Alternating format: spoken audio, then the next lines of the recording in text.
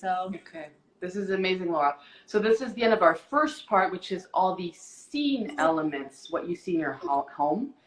Now we're going to get into the unseen. So we're going to get a little deeper, a little bit more occult. Do you say that in English? Occult? Which is my favorite thing. So let's jump right into it. Tell us about the predecessors. all right, so we have predecessor energy, and this is pretty interesting because some people might say, oh no, this has nothing to do with Feng Shui. However, the origins of Feng Shui were actually utilized to find the most auspicious burial grounds. So we did deal and still acknowledge spiritual interactions with this.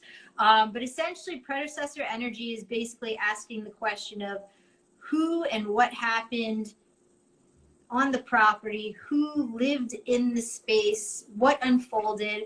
People who are already tapped into the psychic mediumship world and all that beautiful stuff, they tend to lock on right away to what's going on, or they might even say, oh, I just need the address or a photo or whatever, and they're already getting information of what happened.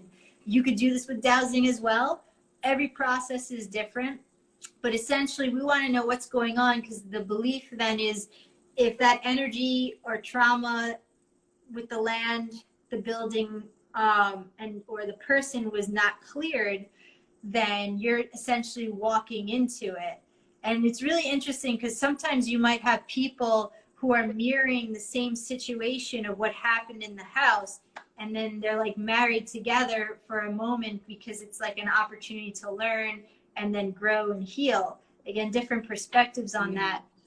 But yeah, so I don't know if you've ever had where you walked into a space and you're just like, something is not right, or it's off, or 100%. For me, it has more to do with the people in the room, where I can feel, it doesn't mean they're wrong, but that our energies don't connect. And sometimes I can get into an empty space and be like, something is off, and I'll look into it and it'll be either the placement or the way the building was built. I'm not able to connect to what happened previously in this space. But are you saying that if someone died in a space, then you cannot live in there? Because that would be a lot of homes, right? Well, okay, so the easiest way to, that's a great question. The easiest way to sum it up is, at any point in time, including in my house, there have been spiritual activity, whether it was with deceased loved ones or visitors that were not wanted in the location. So anyone who's going into a new space, we always recommend, whether it's dowsing, Feng Shui, or other forms of healing that deal with integration of new people going into a house or even building on the land. We say it's good to find out what took place, and then if additional healing, whether for spirit or something else, or the land, or even the building. So we do believe every building will have its own guardian or guardians. We want to acknowledge that, and that also helps with the process of alleviating any stuck energy. And like I said, yes, lots of buildings are being built everywhere, and not everybody knows the history. Like I know, for example, in Florida, unfortunately, they're digging up a lot of marshes and a lot of the ecosystem. And in terms of they're digging up what? A lot of what? The marshes, the ecosystem. So that means like that's a landscape, the marshes. So it's the water, high grasses, because they're doing a lot of development there. I only share this because what's happening is they're what's the word? Excavating, I think, right? They're draining all of that life basically out of the land, and all the animals are getting pushed. And so what happens is then you build on top of it, and now all that predecessor energy of emotional distress and things of that nature, once you put the roof on the house, the theory says it captures whatever is in there. So as the Feng Shui consultant or the healer, or whatever you want to call it, you come in, if people start saying the most weird things happen, like I get sick, or things are constantly breaking, or right, to us, that's a signal, okay, something's up, that something either got trapped in the space or it was never acknowledged and healed itself. So I don't know if that makes sense. Like, Yeah, again, I yeah. know, So I'm just thinking about like where in the world does the land have no trauma? If we think about America and the mass killing of Native Americans, or Africa and French colonies going there, all Earth or East Europe and World War II, all land has some level of trauma there. So you're saying that can heal itself. I would say not necessarily heal itself. Think of it this way. I'll try to put it in a more tangible way, right? If you go to a therapist, what is the therapist doing? They're listening, right? And maybe offer some reflection, feedback, whatever. So the job of the consultant or the dowser, whoever's coming to work on the alchemy of the land and or the home, their job is to say, I hear you. I acknowledge what was going on. And again, whether you use tools and or prayer to communicate and say, yes, we acknowledge the trauma that took place. And yes, we want to help you be released from this basically perpetual pattern. Now, again, what we're talking about here is not tangible at all. We made that clear. This chapter Yeah, is we called made the that Unseen. so I don't, For anyone wondering what's happening here on this channel. but because in case they jump in, but the other way to express it is I think it's called the African Memorial in New York City. I don't think I'm saying the correct name of it, but there's the African Memorial Monument. I think that's the name of it. It's a whole museum. It's part of the national parks outlet. And I bring that up because what they've done there, I find amazing. Besides the museum, they have a labyrinth that you can walk, and it goes down, I think, about 6 feet or so. And as you're walking, you're looking on the walls, and you're seeing all the symbols from the various religions and the people who came to do a mass ceremony, because that's where all the bones of the slaves were left. And then buildings were trying to build on top of it. And they said, no, we got to stop that. It's inappropriate. So a lot of people from around the world, different religions, cultures, backgrounds, came together, did one mass ceremony. And then when you get to the bottom of the spiral, they have additional information. But the biggest thing is that they let you know you're standing on top of the range bones that were set in a respectful way. And most of them are of children. And when I read that, I honestly started crying, and not because of, oh gosh, that's awful. Yes, it is awful. But I started crying more because in the subtlest ways, I could almost feel also in the heart was like, you're listening. Thank you. That, like, it can be just that. Like, if you're talking to somebody who had trauma, they don't want you going like this. They just want you to listen, right? So that's the best way I can try to illustrate. That's the job, whether you're working with a human, the home, or the land. They just want acknowledgement. And I say they, depending on what it is. So. Makes a lot of sense. So that's the predecessor. That was deep. Let's talk about now. So you get in the space, you acknowledge the trauma that was done to the land, and then what? Space clearing? So you could do that, or maybe it's more just playing with the alchemy of the Feng Shui, right? All different variables. But let's say and let me just put out there, the examples that we were just giving does not mean it's that heavy. It could just be like, oh, there was a fight and it needs to be cleared, right? That's it, done. But in terms of space clearing, yeah, so let's say we go through all that, maybe you do the Feng Shui as well, and you're like, all right, now I'm ready for a space clearing. So what that means is you're doing an energy clearing. Decluttering is more of the physical, if you will, prepping the space in terms of getting ready to practically live in that area or work. And then the space clearing is saying what happened in the unseen energy frequencies that we can't see it, but we can feel that need to be reset to help further raise the vibration. So I usually recommend, and there's also topics on this, where you can use sage. So you could use white sage. So obviously we see a bundle, but this, you do not have to burn the whole thing. So I'm just put that out there right now, because a lot of people think, oh, I like the whole thing. Honestly, when you're doing a space clearing, I'll do a quick demo. You just need a little leaf. Yeah. Yeah.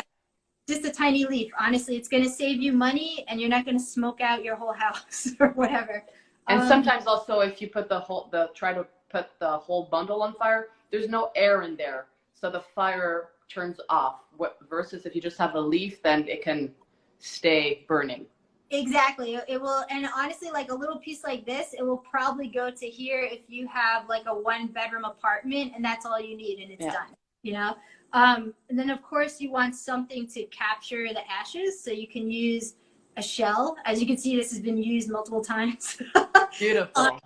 And what I would also say is, if you do the shell, because I know you can purchase at stores and stuff like this. For me right now, I'm based on Long Island, and so I actually took a trip to Fire Island, walked the beach, and I said, oh, before taking, is it okay, nature, whatever, however you want to phrase it, that I am gifted a shell? And I saw a bunch of shells, and I said, I only take what I need, because the intent is for clearing energy. So you can even approach it that way, and then the tool itself carries a different frequency, and on top of that, it's from your backyard, so to speak. So that connection is much different versus buying it on Amazon or anything like that. Not to say you can't, but just another way to approach this, right? Amazing. So we get that. Now I'm going to add to this, because there's another aspect of this to be more eco-friendly with what's going on, is that you can grow your own sage. So I do have sage, a little sage bush on the side of my house that's growing. And they'll usually say, get the sage that is native to your land. So for me, I look for New York-based sage that would grow here. This is more California. I'm also traveling to Cali, so we have the two worlds connected. And then you can also dry out the sage, and that way you can use it and then take the little leaves. And you can, if you want, you can mix and match and put it with the other sage. So just like with anything we're talking about, be open to experiment and play with the alchemy of it. But if you live in the middle of the city, which is my case, you can just have a little planter and grow your own sage on the side of your window, right? You could do that, or just keep it simple and know your sage dealer who has quality sage. Yeah. Right? Yeah. And that's perfectly fine. So I actually, for people curious, I did put a link yesterday on my Instagram story on a beautiful herbalist botanist that sells sage based in New York, and it's all organic, very mindfully grown, for people wondering. Oh, nice. That's perfect. And even taking that into consideration, how it's grown, who's growing it, right? All that good stuff. So let's say we got all that. Keeping it simple, you'll have your shell, you'll have your sage, you'll get your lighter, you'll light it up. And usually we recommend, if you're going to do a space clearing, you pick the time between 9 a.m. and be done by 2 p.m. That does not mean it's going to take you the whole time. It's just saying with the range of the sun, based on that alchemy, that's when the blessings and the clearing will be the most potent and strongest. That's the theory. So I had no idea. Okay. Yeah, so you could be that specific if you want. And then some people will even ask, okay, when you're holding the sage or getting ready to do that type of space clearing, which hand do you hold it in? So some, if they're very strict, they'll say, oh, hold it in the left hand for the ladies, hold it in the right hand for the men. The left hand is more yin, the right hand is more yang. So again, this can become a very intuitive process. And of course, setting intentions. If you're unsure of why you're saging, it can be just as simple as what one of the people wrote on the Instagram, which is just to express love, to pour love into the space, peace, harmony, balance, right? It could be that simple. So once you have the intention, that's going to what's also going to be the driving force to where the energy is going to be focused, right? So when we begin, we take all our ingredients, go to the front door of your home, and then you can essentially recite a quick little prayer that opens up this session, and then walk. And it doesn't matter that you have no idea what you're doing, like in terms of I'm not religious, I don't pray or things like that. It's whatever your intention is. We're not trying to put rules, and it's not. No, these aren't, it's not a religion. Feng Shui is not a religion. Space clearing is not a religion. These are, what I'm offering is just the protocols that I was taught and what I do. So these are the foundations. Is you just have your ingredients, and then you always want to open up the session with a little prayer or ceremony of your choosing, whatever you want. And then just walk the space, and as you do, decide, I go back and forth, or just hold one hand, that's fine. Does not matter if you go clockwise or counter. I know people can be very specific, so I'm just covering all the bases. But the intention is just to walk the space and just make sure you get into the little corners. Just allow the smoke to waft where it does. Maybe open up some windows so the smoke can go out, but also symbolizes this exchange of energy. And you just do that throughout the whole house, top to bottom. Keep it simple. Then return to where you started, which would be the front door ideally. Again, close it up. Say thank you for blessing and protecting my home, or make whatever prayer that closes and seals it up, and you're done. Okay, so Amazing. Yeah, so you can replay what was just shared, and you may even come up with your own protocol, but the foundation is get your tools, respect your tools, open up with a little prayer, conduct the space clearing, close it to sealing the blessings, and that's it. And keep it between 9 a.m. to 2 p.m. Evening, you could do it. It's a different energy, so why not experiment? See if you notice a difference, right? Super interesting. I'm thinking about what I'm doing that has nothing to do with what you're doing. I'll take a course with you. Do you want to tell us about I don't know if it's related to one of these two topics we talked about, either the predecessor or the space clearing. Maybe it's our last point, but the session you had yesterday with your client where something came up around noon yesterday. Oh, yeah. Okay. So let me just quickly. Yes. Okay. So yesterday, it was a second session with a follow-up session with a client. And the main question, or the intention of why there was the request for Feng Shui, essentially was for the child. And they were saying my child is not being received by the friends. And so we talked about, what's going on, looked at the room, because her room is actually in the partnership area of the house. So that would relate to relationships. That's not just intimate, it could be friendships, things like that as well. And there's other areas as well. But so looked at the space, and essentially a lot of the items that were set up were, and she's not, it's what the items were reflecting were superficial, fake, right? Stuff like that. So we said, okay, let's take the metaphor and symbols of what we're seeing. Can you give us an example? What was it? Like a doll, or? It was more, I don't want to offend anybody, because it's Okay, not just always that. Yeah. It's let's say it's how can I put it? It's people who have a lot of vanity, right? Just like surface only. So we'll keep it like that. So I said, okay. And then I asked the people that she's, connected to, what's going on? Why is this not being received? Because I'm starting to think there's more practicality to this, but we'll use the symbols that are happening in the space. And so essentially, long story short, the whole thing was lack of communication. But then it was also a decision point of, do I want to remain connected in this circle? Or am I strong enough to be independent and open my wings, so to speak, and find a new coop? So they worked on some changes. switched around a lot of the images. And then the young child even decided to remove images on her own of relationships that weren't working. And then it started to lead to opening up to actually not being afraid to extend a hand out, so to speak, and say, let's have a conversation of what's going on, versus everyone's like this, I won't talk to anybody. And then it came out that things were said, people didn't realize, and now things are squashed. So, right? So you could say, well, okay, that's a lot of common sense, blah, blah, blah. Yet that pattern of behavior was going on for so long, it took a new visual stimuli to shift the perspective and say, you know what? Let's actually open up and discuss what's happening here.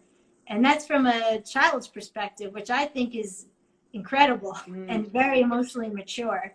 So that's what the reality came, you know, or the update rather, of what was going on. And I said, I applaud her. That is scary, but extremely brave. And they were able to move in a different momentum and have a new perspective. And that's what we're talking about. So amazing. Thank you for sharing that. Our last point is energy cords. Yes. Everyone is concerned about at some point in their life. Yeah, so energy cords. So when we talk about energy cords, that is going to be referring a little bit back to decluttering, and you can even say a bit of space clearing. But essentially it's saying energy cords are a unseen connection to another person and or place and or object that could be either lifting your energy or draining your energy. So how would we know the difference? The easiest example is, let's say you have an image of a family member who you absolutely love. You have the best relationship, even if they're deceased, and there can be variables to that. But even if they're deceased, but you look at them, you're like, oh, I feel so good. I feel so supported. It makes my heart sing. Like, I have no tension in my body, but just love. That's a really positive energy cord. Or it can swing the other way, where you have an ex and you're like, oh my God, they piss me off. I'm so angry. I get irritated. Or I touch the object, or it's in my bedroom. That's a negative energy cord. So what the other aspect to when we talk about, oh, we want to declutter, that's also saying we're helping you to physically cut or encourage a severing of an unhealthy connection with a memory, a past, a person, a place, a situation. Obviously, if you need to work on those other healing aspects, of course. But it's saying by doing that and severing it, it allows you to be free, so to speak, of what's holding you back. That way you can then move forward. And other ways you can recognize this is, even, let's say if that person keeps coming back in your life, right? They keep looping. That's one of those situations. Or it could be you think of the person and then a certain body part or area in the body begins to light up and feel really uncomfortable. According to the theory of energy cords, that could be where the energy cord is linking in. Maybe it's the liver, the stomach, the back, the hip, the actual organ, right? So that's why we bring up energy cords being important to release and let go. And it can even be something, if we're talking the inside of a house, which this was another situation.